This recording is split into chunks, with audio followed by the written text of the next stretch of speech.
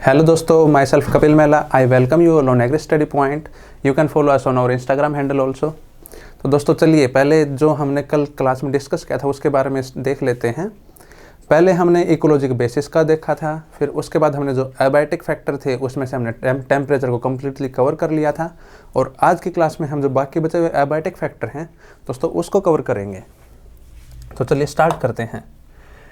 सबसे पहला आता है दोस्तों अपना मॉइस्चर।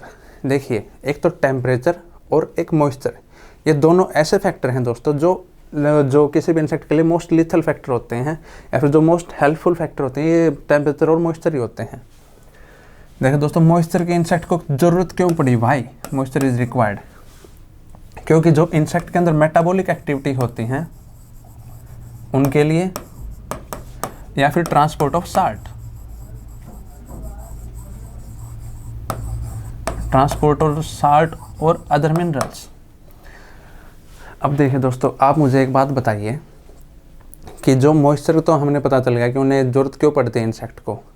अब आप ये देखिए कि जब भी हम किसी भी इंसेक्ट की बात करें तो इंसेक्ट की बॉडी के अंदर कितना मॉइस्चर कंटेंट होता है? ये होता है दोस्तों अप्रोक्सीमेट 50% टू 90%। ये मॉइस्चर की रेंज होती है इंसेक्ट के अंदर। अब आप मुझे ये बताइए, सॉफ्ट बॉडीड इंसेक्ट और एक तरफ लेते हैं लार्ज बॉडीड इंसेक्ट या फिर हार्ड बॉडीड इंसेक्ट को, तो दोस्तों कौन से इंसेक्ट के अंदर मॉइस्चर ज़्यादा होगा? एब्सोल्युटली सॉफ्ट बॉडीड के अंदर होगा। और यदि वही हम कंपैरिजन करें कैटरपिलर का और एक अडल्ट का, तो किसके अंदर दोस्तों मॉइस्चर ज़्यादा होगा? तो सिंपल सी बात है, जो अपना कैटरपिलर है उनके अंदर मॉइस्चर कंटेंट ज़्यादा होगा। और यदि दोस्तों हम देखते हैं एक्टिव स्टेज का और डोरमेंट स्टेज का, किस इंसेक्ट को ज़्यादा मॉइस्चर चाहिएगा? तो दोस्तों जो अपनी एक्टिव स्टेज होगी, एक्टिव स्टेज को मॉइस्चर की रिक्वायरमेंट ज़्यादा होगी। देखिए दोस्तों, मॉइस्चर प्रीफरेंडम क्या होता है? प्रीफरेंडम मतलब आप किस चीज़ को प्रीफर करते हो। तो मॉइस्चर प्रीफरेंडम सिंपली बात होती है, जो ऑप्टिमम टेम्परेचर होता है किसी भी इंसेक्ट के लिए मॉइस्चर का, वो जाता है मॉइस्चर प्रीफरेंडम। और यदि हम साइंटिफिक लैंग्वेज में देखें, activities of insect maximum at a specific range of humidity is known as moisture preferendum. अब देखते हैं दोस्तों effect of moisture on insect के अंदर ये मॉइस्चर का क्या इफेक्ट होगा। पहले तो हम देखते हैं मॉइस्चर का इफेक्ट उनकी फेकेंडिटी के ऊपर और डेवलपमेंट के ऊपर। देखो, up to an optimum range जो मॉइस्चर प्रीफरेंडम था उसके अंदर हर इंसेक्ट की ग्रोथ अच्छी होगी, हर इंसेक्ट की फेकेंडिटी अच्छी होगी। बट यदि हम जनरल लैंग्वेज के अंदर देखें तो यदि हम 0 से लेकर 100 तक जाएंगे दोस्तों, 100 तो ये लगा लो हाई ह्यूमिडिटी की कंडीशन आ जाएगी। तो इसकी जगह यदि हम इसको 90% लेते हैं, तो यदि हम 0 से 90% तक मूव करेंगे तो इंसेक्ट की फेकेंडिटी ज़्यादा होगी, मोर फेकेंडिटी, और उसकी डेवलपमेंट भी अच्छी होगी।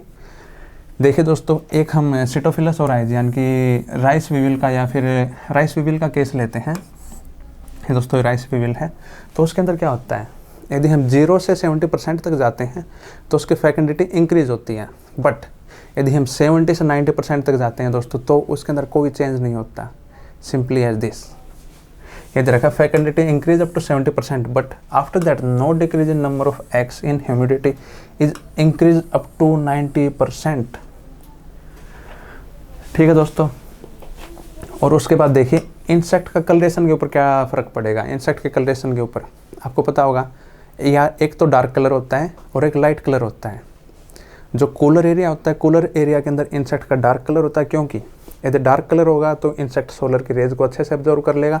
सोलर की रेज को ऑब्जर्व कर लेगा तो उसका टेम्परेचर ज़्यादा होगा उसकी बॉडी का, और जो उसके बॉडी के अंदर एक्सेसिव मॉइस्चर है दोस्तों उससे उसको छुटकारा मिल जाएगा। ठीक है, ये तो हो गया उसका डार्क कलर का फ़ायदा। और यदि हम वो डेजर्ट की कंडीशन की बात करें तो डेजर्ट की कंडीशन के अंदर इंसेक्ट बिल्कुल ही लाइट कलर के होंगे। क्योंकि लाइट कलर के क्यों होंगे? जो लाइट कलर होता है दोस्तों वो इनसे जो रेज होती है सनरेज उनको रिफ्लेक्ट करता है। रिफ्लेक्ट करने से क्या होगा, जो इवेपोरेशन की रेट होती है इंसेक्ट की या फिर जो उसका मॉइस्चर कंटेंट होता है वो कंजर्व हो जाता है। ये तो दोस्तों हो गया उसका कलरेशन का।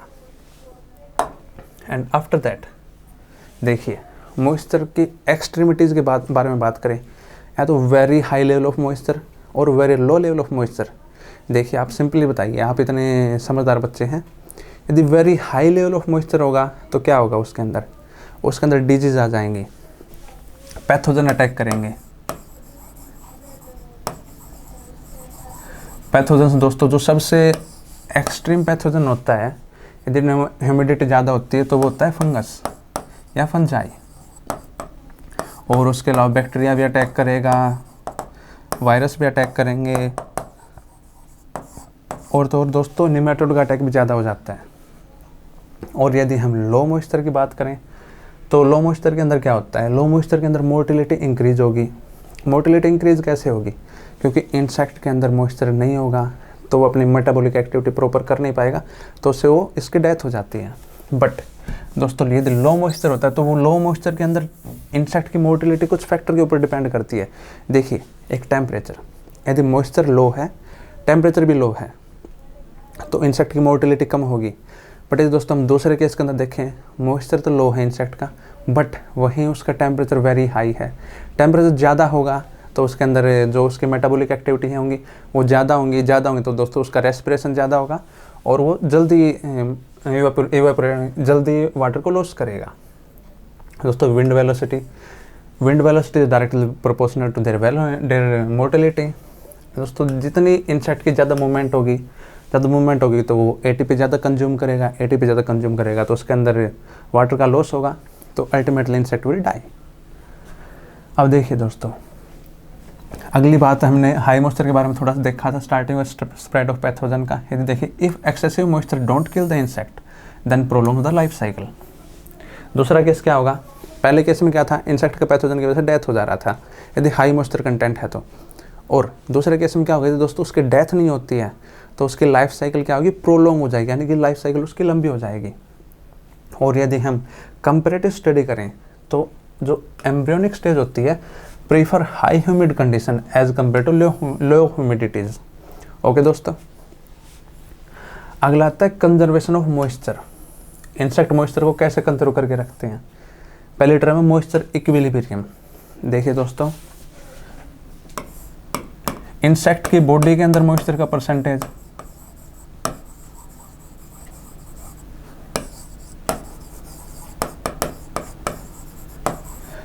Is equal to percentage of relative humidity in environment. ये हो जाता है दोस्तों अपना मॉइस्चर इक्विलिब्रियम, यानी कि जितना परसेंटेज ऑफ मॉइस्चर कंटेंट है इंसेक्ट की बॉडी के अंदर उतना ही क्या होगा, एनवायरनमेंट के अंदर रिलेटिव ह्यूमिडिटी होनी चाहिए। वो दोस्तों हो गया अपना मॉइस्चर इक्विलिब्रियम।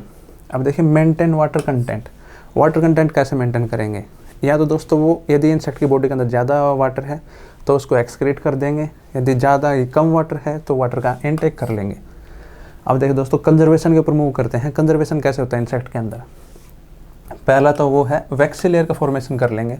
वह जो क्यूटिकल की वैक्सी लेयर होती है या फिर जो उसकी एपिक्यूटिकल की वैक्सी लेयर होती है उसका फॉर्मेशन होता है, वो वाटर लॉस से में बचा लेता है।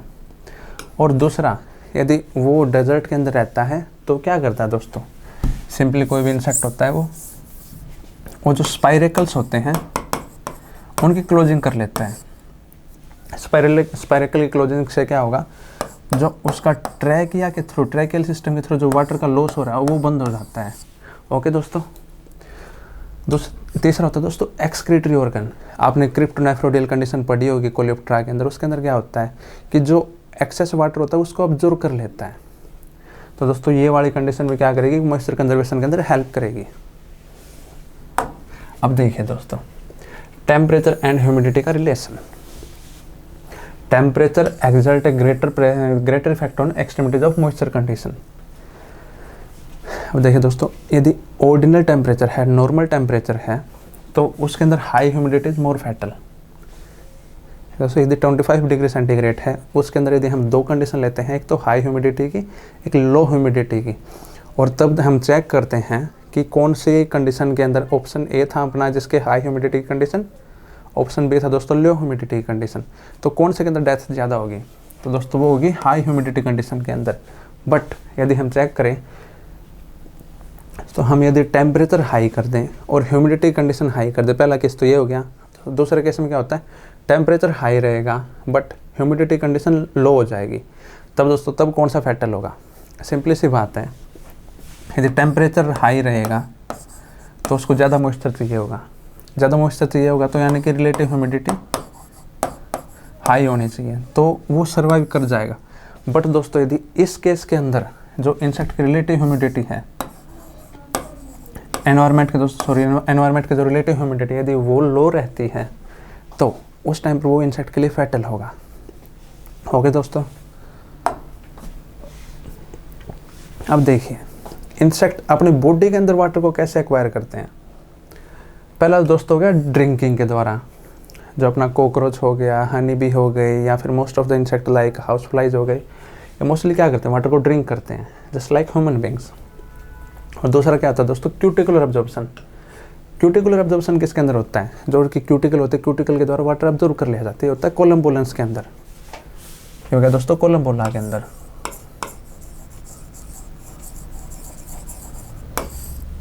सी से क्यूटिकुलर एब्जॉर्प्शन और सी से कोलम्बोला। अब देखिए दोस्तों, जो टेनिब्रायो लार्वा होता है, जो ये अपना मील वर्म के दोस्तों, जो ये आपको लार्वा दिखाई दे रहे हैं, ये है मील वर्म के लार्वा।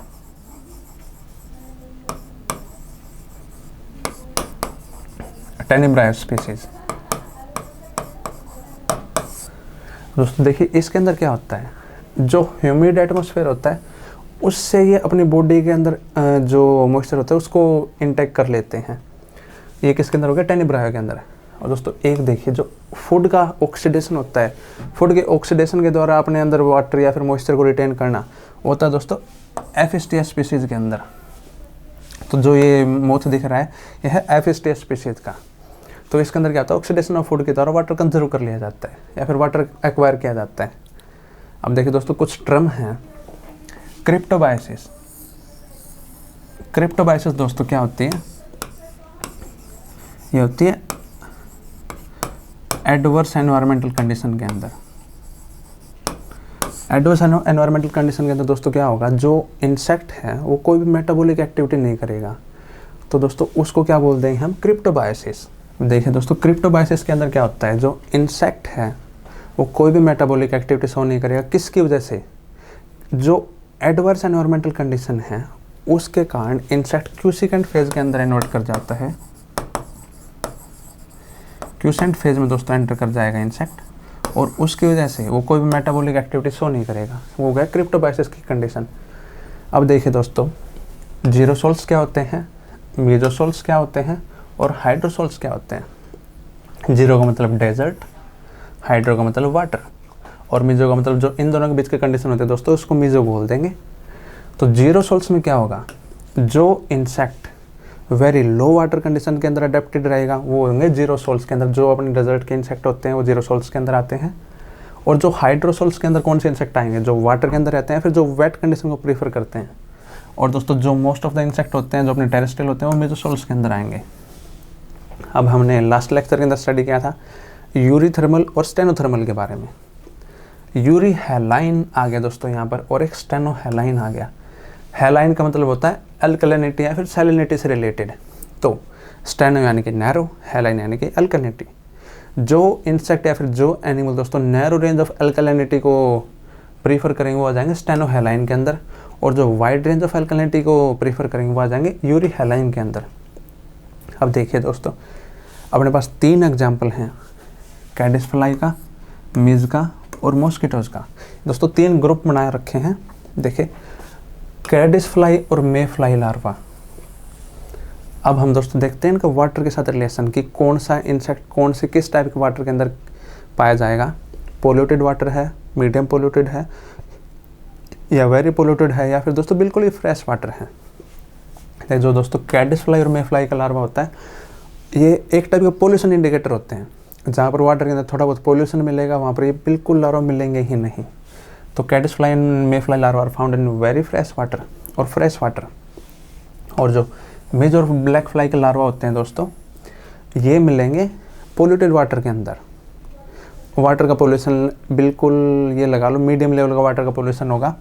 और जब हम बात करें मॉस्किटो की और अदर फ्लाई के लार्वा की, ये दोस्तों बिल्कुल एक्सट्रीमली पोल्यूटेड वाटर या फिर वेरी पोल्यूटेड वाटर होगा, उसके अंदर ये वाले लार्वाज मिलेंगे।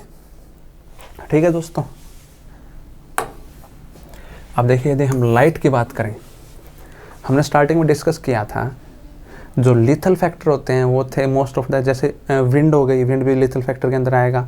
वाटर होते हैं दोस्तों ये भी वाटर भी लिथल फैक्टर के अंदर आएगा। But as compare to temperature and moisture वो कम लिथल होते हैं। और यदि हम लाइट की बात करें, light is a non lethal factor, non lethal abiotic factor.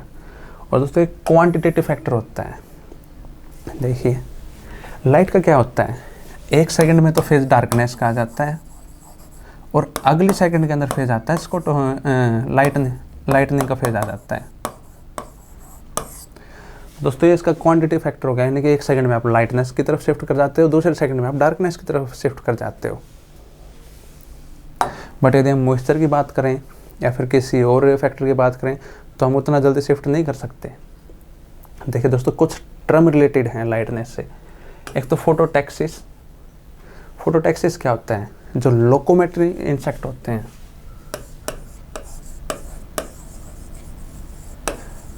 लोकोमेट्री insect के दोस्तों जो लाइट की तरफ जो मूवमेंट होती है उसको बोल देंगे फोटोटैक्सिस। अब देखिए फोटोटैक्टिस किस टाइप की होती है, एक तो पॉजिटिव होती है, एक नेगेटिव होती है। यदि टुवार्ड द लाइट होगी तो दोस्तों पॉजिटिव फोटोटैक्सिस, और यदि अवे फ्रॉम लाइट होगी तो दोस्तों हो जाएगी नेगेटिव फोटोटैक्सिस। यदि हम दोस्तों बात करें ट्रोपिज्म की, ट्रोपिज्म के अंदर क्या होता है, जैसे हमने प्लांट का पढ़ा होगा फोटोट्रोपिज्म। फोटोट्रोपिज्म में क्या होता है, प्लांट एक जगह पर रहता है बट उसकी मूवमेंट होती है लाइट की, जो उसकी ग्रोथ होती है दोस्तों लाइट की तरफ होती है। देखिए यदि इस साइड से लाइट आ रही है, यदि यहाँ पर प्लांट है तो उसकी इस टाइम इस तरफ बेंड हो जाएगी, तो दोस्तों वो होता है फोटोट्रोपिज्म। यदि हम ऐसे में इंसेक्ट में बात करें तो जो सेसाइल इंसेक्ट होते हैं वो शो करते हैं दोस्तों फोटोट्रोपिज्म को। और देखिए थर्ड टर्म है अपने पास फोटोकाइनेसिस। फोटोकाइनेसिस में क्या होगा, रैंडम या अनडायरेक्टेड मूवमेंट टुवर्ड लाइट और away from light. Random movement होती है दोस्तों फोटोकाइनेसिस, और कुछ नहीं होता। अब देखिए फोटोपीरियडिज्म क्या होता है। फोटोपीरियड क्या होता है, a period of lightness and darkness is known as photoperiod and response of insect toward this period is known as photoperiodism. ठीक है दोस्तों, अगले टर्म आ गए बायोलुमिनेसेंस क्या होती है, या फिर फॉस्फोरेसेंस क्या होता है। इसको मेनली बायोलुमिनेसेंस ही बोलते हैं। आपने देखा होगा जब भी आप किसी नेचुरल कंडीशन के अंदर गए होंगे, फिर कहीं घूमने के लिए गए होंगे या किसी भी वाटर सोर्स के पास जुगनू को जलते हुए देखा आपने, तो जो जुगनू जो लाइट को एग्जिबिट करता है दोस्तों वो होता है बायोलुमिनेसेंस। अब देखिए आपको एक अच्छा फैक्ट बताता हूँ। एक तो होती है कोल्ड लाइट, एक होती है दोस्तों वार्म लाइट। अब आप मुझे बताइए कि कोल्ड लाइट कौन सी होती है और वार्म लाइट कौन सी होती है, और जो अपने फायर फ्लाइज होती हैं ये कौन सी लाइट को एग्जिबिट करती हैं या फिर कौन सी लाइट को एलिमिनेट करती हैं। देखिए दोस्तों जो इंसेक्ट होते हैं या फिर मोस्ट ऑफ द ऑर्गेनिज्म होते हैं कोल्ड लाइट को देते हैं, और जो अपनी जो आर्टिफिशियल लाइट होती है वो होती है दोस्तों वार्म लाइट। कोल्ड लाइट क्यों देते हैं, क्योंकि यदि कोल्ड लाइट दोस्तों उस लाइट को बोलते हैं जिससे जहाँ पर वो लाइटनिंग हो रही है उसका टेम्परेचर ना बढ़े, तो दोस्तों ये हो जाएगा कोल्ड लाइट। इससे क्या होगा, जो अपना फायर फ्लाइज हैं, लैम्प्रेडी फैमिली के जो भी मेंबर्स हैं, अप्रोक्सीमेट फ्रेंड्स अराउंड 8000 स्पीसीज़ हैं वर्ल्ड के अंदर जो ल्यूमिनेसेंस दिखाती हैं, और इनमें से इंडिया के अंदर अप्रोक्सीमेट 7 स्पीसीज़ मिलती हैं। अब देखिए दोस्तों ये ल्यूमिनेसेंस दिखाता कैसे है।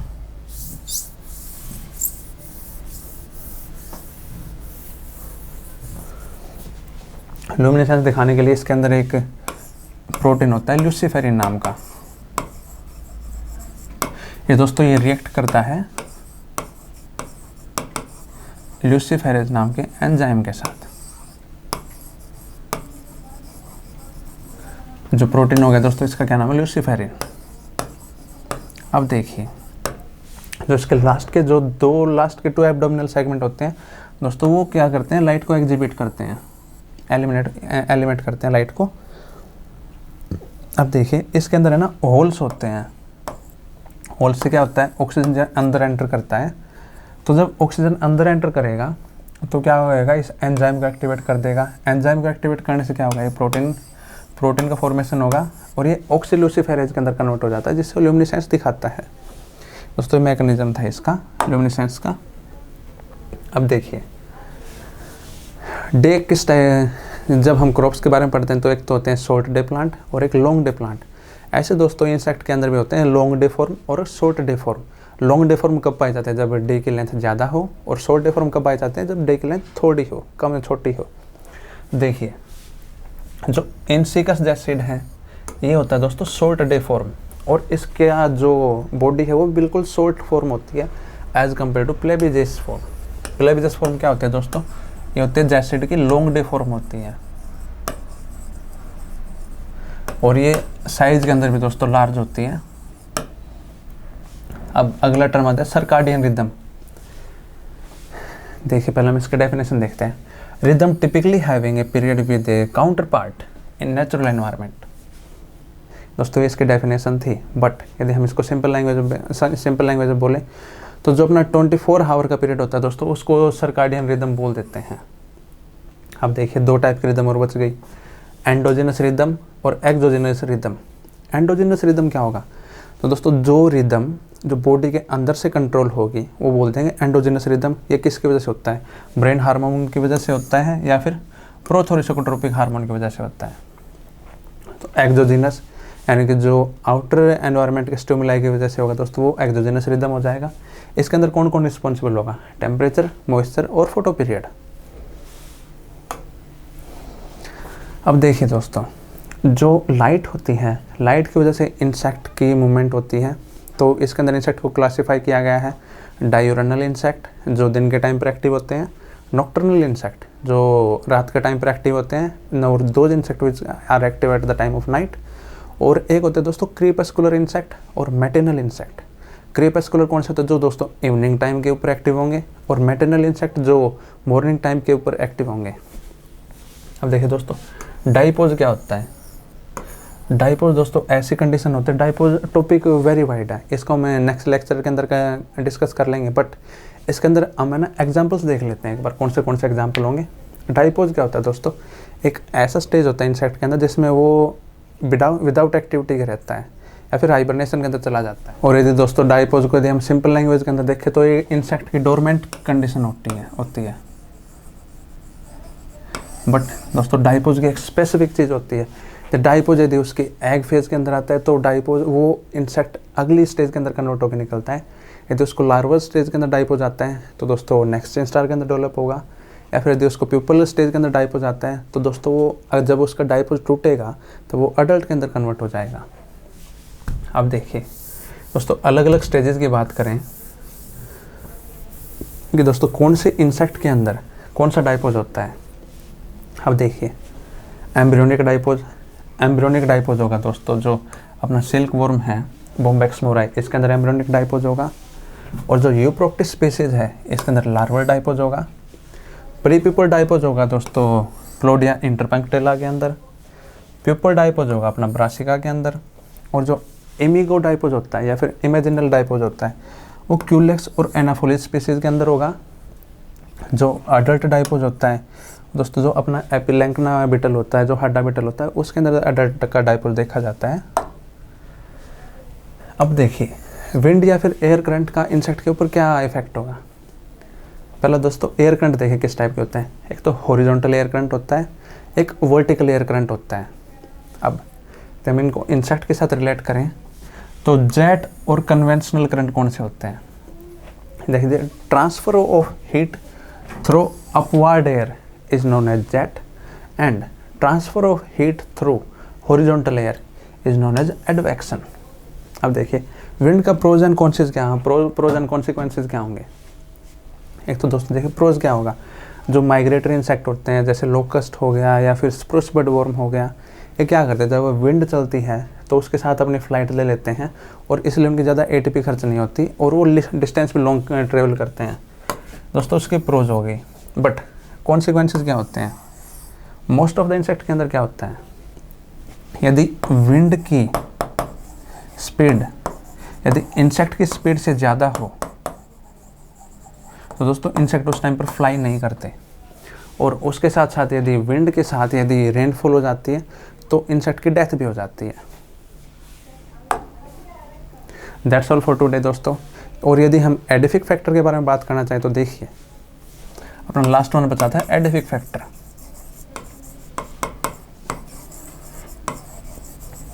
देखिए एडिफिक फैक्टर में क्या होगा, एडिफिक फैक्टर में मोस्ट ऑफ द इंसेक्ट क्या करते हैं, जो लोम सॉइल होती है ना, लोम सॉइल को प्रीफर करते हैं। और यदि हम उसके सोयल के टेक्सचर की बात करें, सोयल के यदि स्ट्रक्चर की बात करें, ये सारी चीज़ें इंसेक्ट को अफेक्ट करती हैं। बट यदि मोस्टली जो सोयल डिवेलिंग इंसेक्ट हैं,